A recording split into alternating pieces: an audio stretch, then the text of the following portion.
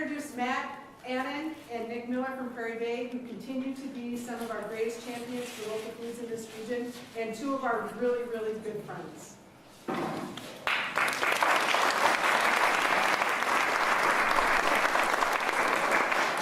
I'm Matt. That's Nick. We feel very proud to be a part of this program. We've been partnering with Arlene from the beginning. Sorry. And on your mark. On my mark, yeah. And I was listening to this whole conversation, thinking we should find a way to dump our fryer oil into our gas tank, like while we're on the road. That'd be sweet.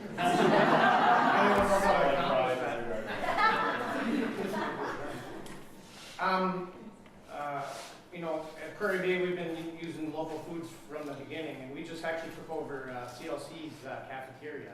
We called it Happy Joe. Joe Clark, local celebrity from our professor at the college. So it's our hope that we would use this mission in the college and start bringing local foods in the college as well.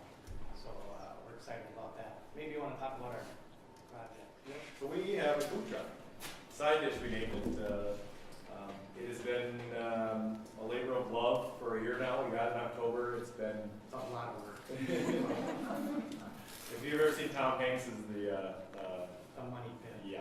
Like today Cheryl comes, drives into the lot, orders me with my jet, I jump in. So it's been a labor of love, but it's been a great journey. It's been a lot of fun. It was just Matt and I are notorious for thinking of the next cool idea for us. Like, that's all we do. It's like, oh, no. We got a couple of really cool ones that are in the works. The food truck was last. Mostly. He's got great ideas. We're really excited about bringing the food truck into the mix, and we wanted to extend what we do as a business out to other regions and bring our food and our energy and what we like to do out there. As we grew into this whole local foods hub idea and group, and we started talking, ideas started to spin off, and we've become a part of this team, and we're one arm of it, almost like a marketing arm, because the truck travels from community to community, and we're on the same page, and we're trying to follow the same ideas as the group. We have two specific projects, two partnerships, one with the University of Minnesota and one with Southwest Area Foundation? Northwest. We're two different ideas. They both commingle. We've done a lot of things together. We also do separate. So I just wanted to talk about a couple examples of what those projects were. The University of Minnesota Extension project that we're having is an educational component. We're getting out there trying to show people in different communities how to look at local foods, what you can do with local foods at markets. It's been directly connected to a market. The truck goes where a market is. This month we'll have about 7 locations. Piers twice, Staples, Wadena, Sabika. Wadena's as soon as we're done here.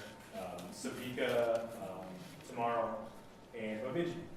So we go to these different markets. They want us to come. They supply us with goods from the market. We prep that stuff, build it into our menu, and then serve it. And then in addition to that, serving samples of some of the things. When we get on site, we also grab whatever else we can. So one of the ideas when we started this was to do a local wrap that was from the market. Well, our first stop was Prairie. We stopped there, and the wrap would have had baked goods and pickles. And planted potted plants. So that idea was cool, but looking forward to this 12-month growing. So that's where we started from, and as we've been going, it's we grab a few things: pickles, put it on the sandwich, a loaf of bread, slice it and toast it and put it with the salad. That's been kind of the idea. The other component is that take a period of time where we're at that stop and do a demo or a cooking class. And one, for instance, is we went up to Bemidji a week ago Tuesday, and we get out there. There's a market there, and that was a good demo. Want to talk about it? Well, I thought for Bemidji I'd try to make some local sushi. Those crickets. 6 people in front, everyone else kind of walks back to where they were going.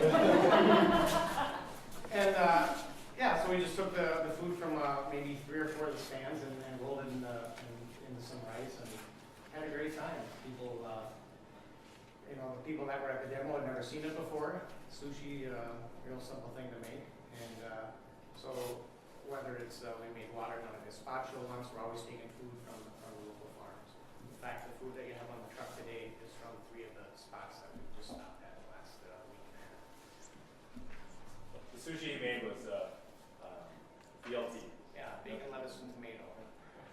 Crickets. That's not what you get today. Is that on the menu today? Yeah. So the bacon was from one stand, the tomatoes were from a stand, and then he took a dinosaur kale, and that was the last. So we used it all 3 stands now. So that was good. And it was 20, 25 people by the end, and they're all like, oh. And then there was the recipe. It's like, no, we should show you this. It was a lot of fun, and that's been a big part. As we've grown into this, you know, the first time we're doing this, we're doing a lot of lessons and really figuring this out. And trying to match selling to people coming up and wanting something, and having time to do a demo right has been an interesting mix.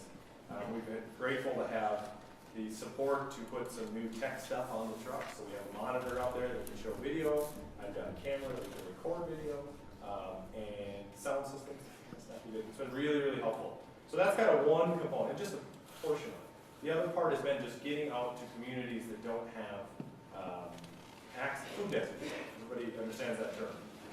And that's included the places I've mentioned. There's a lot of different meetings. But we've also been to Camp Ripley quite a few times. Crosby, Aiken, Garrison, all around the circle. If you think about north, south, east, west, we've been really big to them all. And in that job, we've been really just trying to bring local foods and showing how accessible, how easy it is to cook with these things, how easy it is to add it to your menu. And if it's that easy, do it yourself as well. Like here it is. And for the farmers, if food trucks are going in town using this stuff, there's got to be an outlet for it somewhere. Like these guys are doing it. So we're trying to connect these people that can grow and sell to making sure they understand. Call Arlene to the hub and say, you know, they shouldn't give you an outlet in this community. So it's been, those were kind of just the summary of those two. Overall, throughout the whole kind of idea, we hit on this harvesting of the story idea, collecting data, survey data on the farmers markets, but also collecting personal stories. We really hit hard on recipes. So what's your recipe? What's your favorite meal? What's your favorite dish you had? What's a traditional dish in your family? But also interviewing people at the market themselves, the farmers, the people working there, the people that provide things, people that bring things. It's been a really interesting and telling story being told of why the motivations are to do this, and we're trying to hopefully collect those things in and put together a story of all of our region. I think about 6 years ago at the restaurant, we started this hot dish contest. Bring in your hot dish, someone bring it. And we'll judge all the hot dishes that we're going to taste them all. We're the taste testers. And and well, we picked a winner, but it's hard to pick a winner because people are proud of their food. They bring a hot table, do all the work of bringing in the hot dish, making it, preparing it, bringing it to the restaurant. Most of the chefs are going to try it. Ooh, and if you don't pick it, whoa. My grandma was in that contest. Second place. Well, we took the winner and we recreated their dish and put it on the menu. Well, we want to hope to do something that with the truck that way as well. We're really trying to take in these recipes. The idea is, and it hasn't, the season, it's we're winding down. The truck's got about a month and a half worth of running time left, and then we're going to have to close it down for a while. But solar power will help that problem for us. But, we're going to, the idea is collect those recipes and exactly that. Like, post them, vote on them, see which ones we want to do, and then start adding that flair to the truck. So taking a dish from Piers to the Polish ancestry and traveling with the truck to different communities, to the long Prairie with the and saying, hey, this is cool, like these outputs. So, I just thought it'd be fun to get to a point where whatever town we get to, we pull up their own menu. This is the Sabika menu. This is stuff you guys like.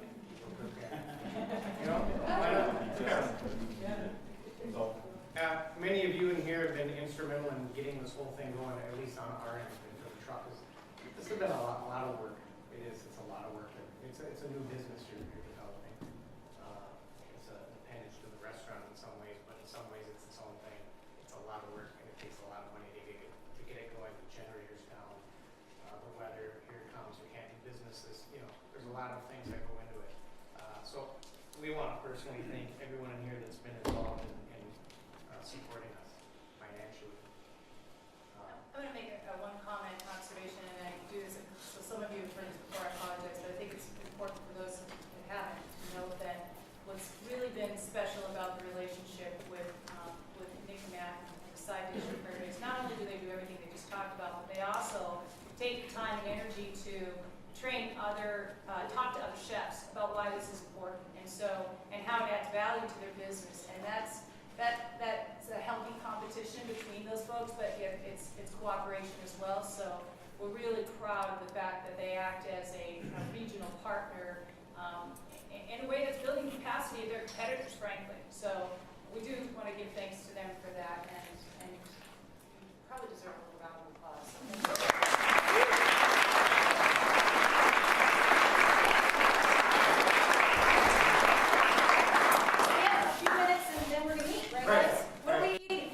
So what are we eating? Pickles and bread. We were talking about kohlrabi. We made a slaw with kohlrabi. That's on the side. Cabbages. We took turnips from two of the farms that we were just at, from the farmer's market. And I took bison. Dwayne Hayes, a local farmer, gives us bison. Made a sandwich, flatbread, mozzarella, local goat cheese. Really tasty. Made it into something of a pepper. So it's like a filling. It's kind of like a filling. And then a mushroom soup. I had a guy going to give me some shiitake mushrooms, and he never showed up, so it's just a plain mushroom soup. But it's wonderful. Tarragon in it, it's good. So, those three things. Everyone gets the same thing. They'll get water and soda. All right. Cheers, Joe. Good. Well, they need some time to go up there, and so we'll be able to do everything, so you guys. And that's ready. It's probably burning, so I can also tell you, at the end of the year, these guys are great community partners, but they're also great friends. At the end of the year, when we shut the corn maze down, the very next day, we played paintball in the maze with these guys. And had wicked shots of hell. I think we have a couple of minutes, and we're going to put some more chairs in here. So we go through the line, we'll work our way that direction, get your food, and as quickly as we can, we'll come back here, we'll have more chairs, so everybody that's huddled around the door, we're very sorry, we'll get more chairs in here. And we'll convene, and then we'll start a panel handoff between all the funding partners that are here today, okay? So let's make our way out that direction. We can start.